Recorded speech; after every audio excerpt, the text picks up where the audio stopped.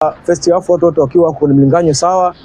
Nafikiri tulivyorudi kipindi cha pili, nafikiri Yanga wakawa wako juu kidogo, wakawa wanatupresi kujaribu kuturudisha nyuma, na wakawa wamefanikiwa. Kuanzia dakika ya 60 Yanga wakawa wamefanikiwa, Yanga kutoka hapo wakawa dominate mchezo. Kwa kutokea hapo mpira ukawa ni wa upande mmoja, na ni kwa sababu ya safu ya ulinzi ya Yanga ilikuwa iko vizuri, kwa sababu walikuwa wana Mudathiri haya Aucho pale katikati, Duke Ambuya.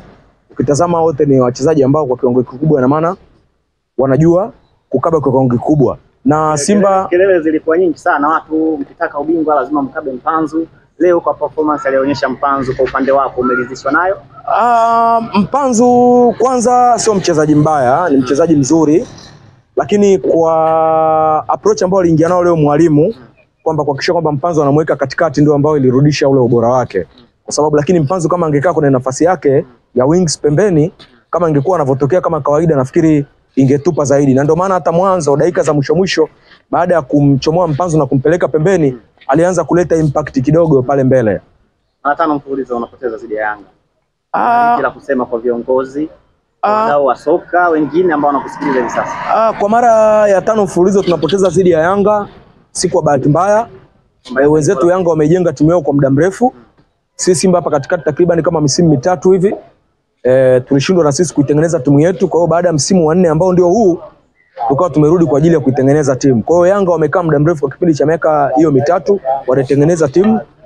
Kingine pia na maana wana quality player, na sisi bado timu yetu tunaendelea kuitengeneza. Kuna mapungufu ambayo yameonekana, lakini naamini kabisa viongozi baada ya mechi hii watarudi chini na kujitathmini na kuona ni namna gani, kwamba ni wachezaji gani ambao tunastahili kwenda nao kwa mwaka unaofuata, kwa msimu unaokuja, na wachezaji gani ambao hawastahili kubaki Simba kwa msimu unaokuja, kwa sababu Simba kwa daraja ambalo tumefika sasa hivi ni kubwa, ni klabu bora namba 4 kwa ubora Afrika. Kwa hiyo tunapaswa tuendane na ile hadhi yetu kama Simba Sports Club kulingana na ubora ambao tuko nao. Maumivu kiasi gani mtani anatangaza ubingwa akiwa na Simba pale, kwamba mnampigia makofi? Kikawaida kama ukiwa kama mtani lazima uumie kidogo, lakini kwa namna sisi tulivyoishi na kwa namna tunavokaa kwa utani wa jadi wa Simba na Yanga, basi likishafikia mwisho na maana limeisha, tunaondoa ule uhasama wa mpira, tunabaki kama ni ndugu. Sana mara mnagoma, mara mnafanya nini, watu wakasema kwamba mnaiogopa Yanga.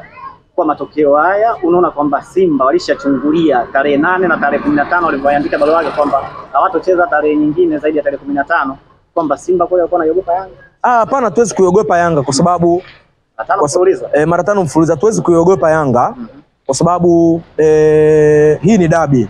Na kwenye nchi hapa timu mbili kubwa ambazo zina contender kwa ubingwa ni Simba na Yanga. Kwa hiyo tuwezi kuogopa Yanga. Kwa hiyo tunachokifanya sisi ni kwamba hatuogopi Yanga, kwa sababu matokeo ya mechi ya kwanza yalikuwa yako bora zaidi, ambapo kuna ile matokeo tulijifunga sisi wenyewe, lakini tunaamini mechi ya pili, na maana ni kwamba tuliteleza, kwa sababu hata ukitazama nje kuanzia maandalizi namna walivyokuwa wanafanywa, viongozi namna walivyokuwa wanajiandaa, mechi ilikuwa na ukimya mwingi. Kikawaida ni moja ya sababu yenyewe kupoteza leo. Yes, kwa sababu kikawaida saikolojia waga inaanzia kwa viongozi na hamasa inaanzia kwa viongozi, kwa sababu wao ndio ina dhamana ndani ya uongozi wa Simba. Hatuwezi mashabiki wote wa Simba tukao ni viongozi pale. Kwa hiyo saikolojia ina maana inaanzia kwa viongozi juu, inakuja chini kwa wachezaji. Naam, lawama yako ya kwanza kwa viongozi. Lawama ni hiyo. Kwa sababu gani? Saikolojia kabisa ya maandalizi ya mchezo wote inaanza kwa viongozi. Ikishaanza kwa viongozi inaanza kushuka chini kwa wachezaji. Ikishuka kwa wachezaji inafuata sasa kwa shabiki ambaye ni mchezaji namba 12. Lakini hili si tulikaliwa kimya wakati wenzetu wakiwa wanajiandaa kwenda kuelekea mchezo huu. Lakini oli napenda kuwapongeza watani wangu Young Africans kwa kuchukua ubingwa wa mara 4 mfululizo. Hapana.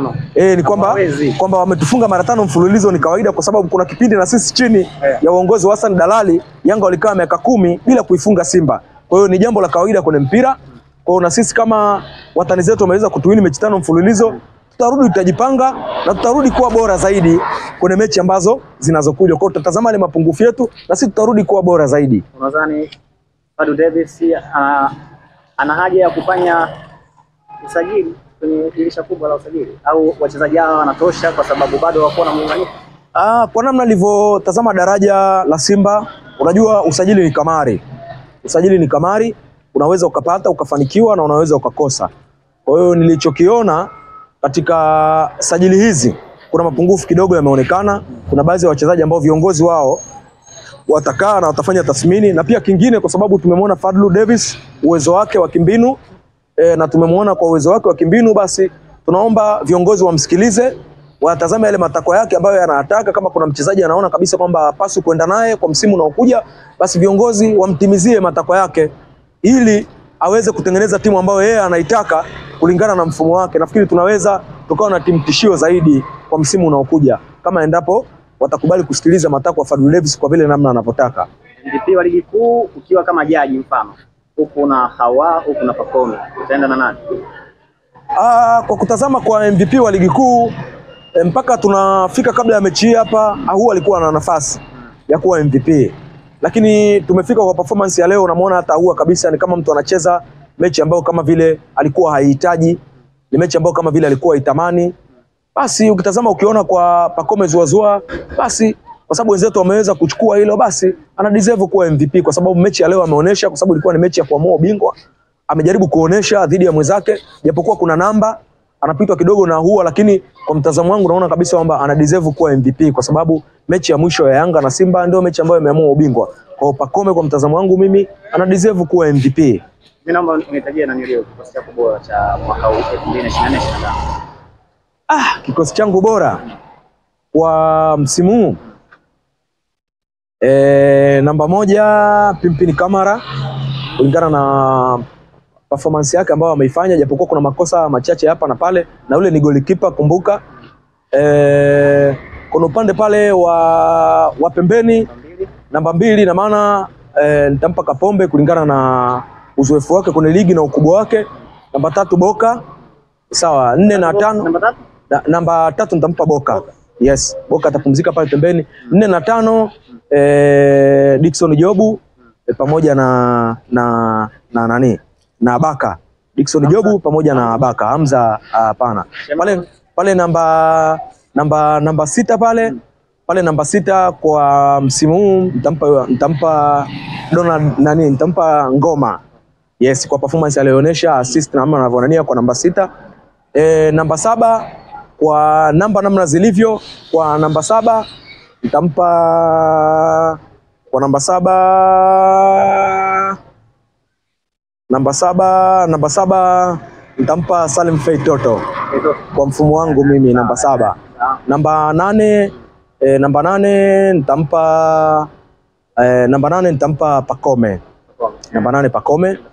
Namba 9 pale striker wa kusimama pale namba 9 nitampa Jonathan Soa Singida. Kwa sababu ukitazama namna ameingia nusu msimu lakini ameweza kuwa na matokeo zaidi. Jonathan Soa atastahili namba 9. Namba 10 ina maana nitampa Ahoua. Yes, nitampa Ahoua kwa sababu kwa namba zake za goal involvement.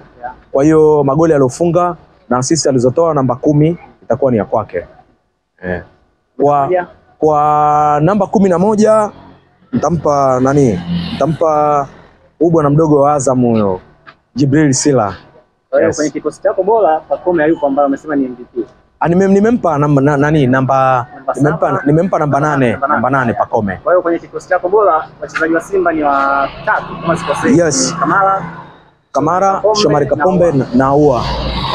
Yes, nimetoa kwa sababu Ngoma pia umemsahau. Yes. Yes. Mimi nakushukuru sana. Hamna shida.